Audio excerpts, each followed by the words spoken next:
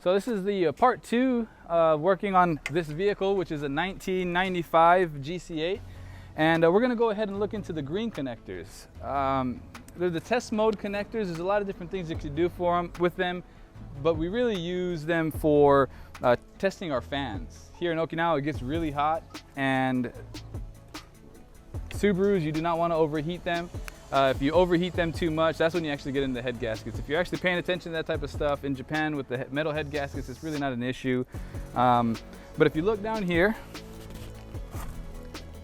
again, those are the green connectors right here. This is also what you use for different things like flashing your ECU and whatnot on the newer models, but these ones right here, we're gonna click it just like that.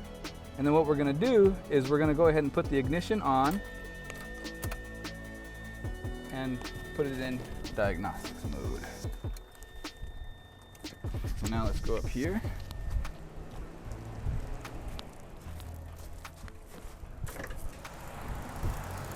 So as you could see, after I plugged up the green connectors and I put it on ignition on, you can hear kind of clicking and whatnot, but everything is basically working at this point. And if you see, both fans are spinning right now, on and off. So if you only have one fan working, your car can actually end up overheating after long drives and things like that. So if you are having overheating issues,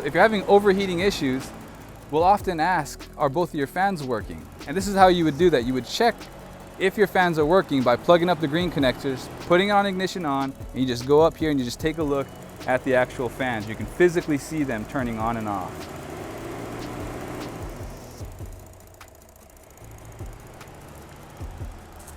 And kind of a side note, if you're having overheating issues, another more frequent issue, right, than just the fans is the thermostat's going bad.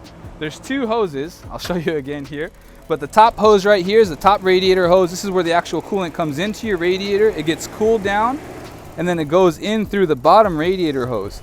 If you touch that bottom radiator hose and it's actually cold or cooler, or you can even hold onto it for a long time, this little guy right here, and the top left one is hot, chances are your thermostat has gone bad and it's not opening, allowing the coolant to flow through the engine and back into the radiator. So those two things is what I would check first if you're having any type of overheating issues, and 9 times out of 10, that's going to be one of the issues that you're going to be faced with.